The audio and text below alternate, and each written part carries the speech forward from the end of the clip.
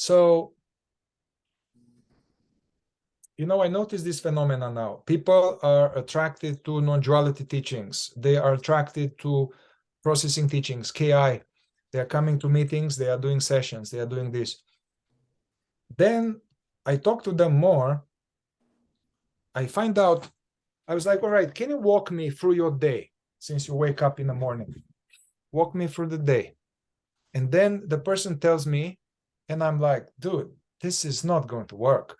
Basically, I see bad habits, very bad habits that are not going hand in hand with waking up and embodying work. You know, this is just basic stuff, basic stuff. So, for instance, also, I recently I studied more. There's this guy, I don't know if you heard, Andrew Huberman. He's a he's a neuroscience professor at Stanford, and he's tackling topics connected to mental health, but science, total science, and not wanting to convince anybody, and just explaining what happened. So for me, it was helpful because I was all the time like spiritual lingo, consciousness lingo, and so it helped me to understand what's happening in the brain with, you know, with having a small goal, what happens to actually clean your room, or actually not stay, your house is a mess, and not doing the dishes and all of that. So anyway, so coming back to the point. So waking up in the morning, wake up and I stay inside and I go on the phone and I'm doing doom scrolling, you know, like looking at this and that. And actually, this is one of the worst things you can do for your brain. And it goes into this lethargic like this. And then there's no exercise. Doom scrolling in the morning for an hour or two, doom scrolling in the night for an hour or two. Then I am not exercising. I am not getting out of the house. So that's not going to go well. So I don't know how to. You don't really talk about these things, but I think it's a holistic approach, man. So to, you know, even in mental health, they say before doing deeper work, there's frontline interventions. Frontline interventions like, hey, how is your sleep? How is your diet? How is your exercise? Yeah, because if the sleep is fucked, the diet is very bad, and there's no exercise, you are going to also deal with a lot of stuff. So I don't know, having some healthy habits that are, and maybe, you know, it's hard to change those habits because, you know, that, you know, I get it. Those habits are coming out of pain body, out of repression, out of this. So then I need to process to get rid of the habit, but then if I keep doing those habits, my day is going to be fucked. So anyway, any thoughts on that? Well, when I was healing my chronic pain, I had a lot of healthy habits. I had some unhealthy ones too. But like I would always take care of myself after inquiry, like mineral baths, working out. I had a routine every day so that I would always go do this at a certain time. So my system would just, count on that. I tried to get sleep was important. That all that, the stuff that you learned from your grandma and your mom are still really important. Take care of yourself, you know. But what the thing for me is like, I don't know, some people are not going to be able to because, it's the I can't, the inertia. It's like, well, I want to be able to have a daily habit. That's the whole point. I'm here. I can't. So for some people, I think they might have to bring some inquiry into it. Like, frankly, I just never have liked to clean. And it's been trauma, actually, is what that is. And so during the time that I was sick, to create some habits, I had to do some inquiry around it. Like, I can go and clean my RV. No, because that inertia kept me from doing stuff. But then as I would do it, I would like notice without thinking about it, I was cleaning. So sometimes I think some people would have to bring some inquiry into it. Yeah. But I totally agree with you. If you can have a healthy lifestyle, it's just a lot of us with trauma, that's the whole point. We can't because of what we believe and what's going on in our bodies. I guess we can identify. I mean, look at our life, not just the programs. I mean, it's all connected. I guess my bed not being made and my house being like a fucking mess. This is the outside, that is corresponds to my internal chaos, confusion, and repression and deficiency identity. Yeah. And I get it. So maybe it's good to work with someone and see what habit that bothers them the most or what they want. Man, I want to wake up and do this and do, but I can't.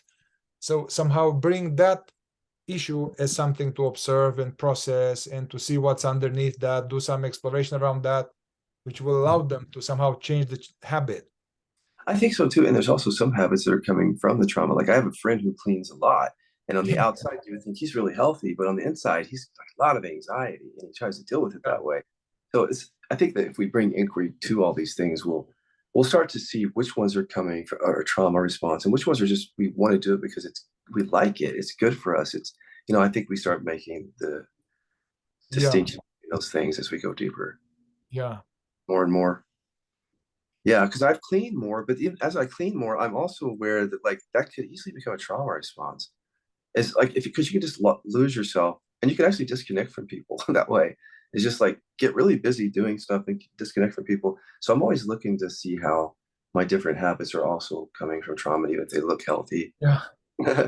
Yeah, Yeah, I mean, this OCD from one angle, it's some kind of coming from fear, and it's a way attempt to control what I can control when everything is out of control. And I used to go to prison and, I mean, as a volunteer or working with inmates, and, I knew there were some type of inmates that it's like spotless, everything in the cell was spotless. It's a way to have at least some control. right. It's a way to escape. Yeah. Yeah, I think the inside and outside are one on that. I think we can trust it. So like if I use cleaning to avoid anxiety, that's something that would be revealed in inquiry. But if Yeah. I need to clean because my house is a mess, because I have some block to cleaning, that would be revealed inside. Yeah. That's an example. Or working out. If I'm working out because I need validation from people because I feel deeply deficient, that's one thing. But if I'm working out, I don't really believe that, but I want to take care of myself. It feels good. That's a different thing. Inside, outside, I think would be a good way to think of that. Right. You can work out because I feel that I'm not good enough. I'm trying to get more muscle to become lovable. Or I run now 20 miles because I'm addicted to running because actually I noticed that I No one really feel. don't feel. Yeah. Yeah. Or, hey, this feels good. I want to take care of my body. And there's like neurochemistry optimizes and it feels good. And yeah, like you sit, I mean, I sit a lot. I need to do this. Yeah. Yeah. Yeah. That's good. I like that question because it gets us to clarify the inside and outside again. Yeah, Yeah. about those habits. Hey, and one last thing here, still about my friend that I talked about, but it's for everybody, of course. Even this phrase like "be with what is" or restless awareness, it has been kind of corrupt somehow. It's now got stale somehow, but I like this thing, like instead of calling it like that, to be like, hey, I did a video recently, which is like I said, this is the I don't know if you agree with this, but this is the essential foundational practice for a beginner. Do this until this becomes second nature and you don't need to do this anymore because you are doing it. But just observing oneself, man, just noticing what's happening outside and inside, just observing, no, not thinking about it, not analyzing it, just observing, being conscious of thoughts and feelings and the outside, Yeah. just ongoing self-observation. Yeah. That's Because, very yeah, necessary. that definitely, because you can see the inside outside there too, even with that first dimension. Because I don't know if people want to see it this way, but what we're calling the inside and outside, if I say China, okay, so you can observe that. That's happening to awareness. That thought is neither inside or outside of awareness. And you see what I'm saying? You can start to look at the inside and outside that you only know China by way of your thinking and your feeling and sensation. That's the only way you know it. So the inside and outside are one there too. And you start noticing that's how you know everything. That's how you know what's everything that's going on outside has a correlate here, thinking and feeling and sensing every object and thing we encounter. So you can really start to see what your experience is made of just by being and seeing. But then, of course, go deeper. But yeah. Yeah.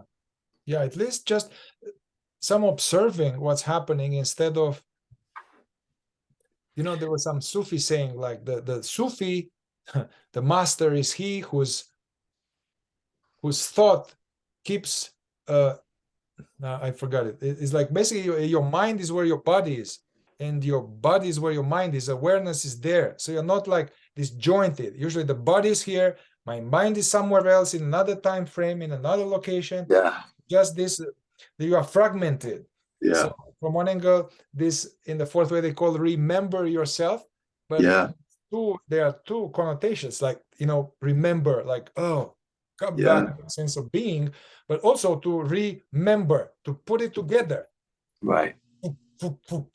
Here. Right. And which brings me to another point, which is that fragmented is a lot of that's coming from trauma and repression.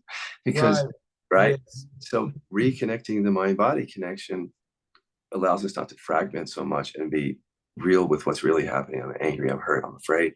And then the mind can relax. And that helps with the mindfulness too. See? Yeah. So from one angle, this state of fragmentation and the constantly being somewhere else, this is actually because of trauma, because I want to check out. I don't want to feel, I want to check out, I want to feel. So it doesn't really work to do it just from first dimension. Hey man, come back. I mean, it does help to, hey man, come back. Hey, come back, return, and process some trauma. Right. And then this returning will be less effortful. You know, and the other thing is like you're being told to come back. But if you have a lot of stuff in your body, that's not a comfortable experience to keep coming back. So that's another thing we say is process because it's easier to come back when it's not so uncomfortable here. If it's uncomfortable, you're not going to want to stabilize here. Yeah. You know? Yeah.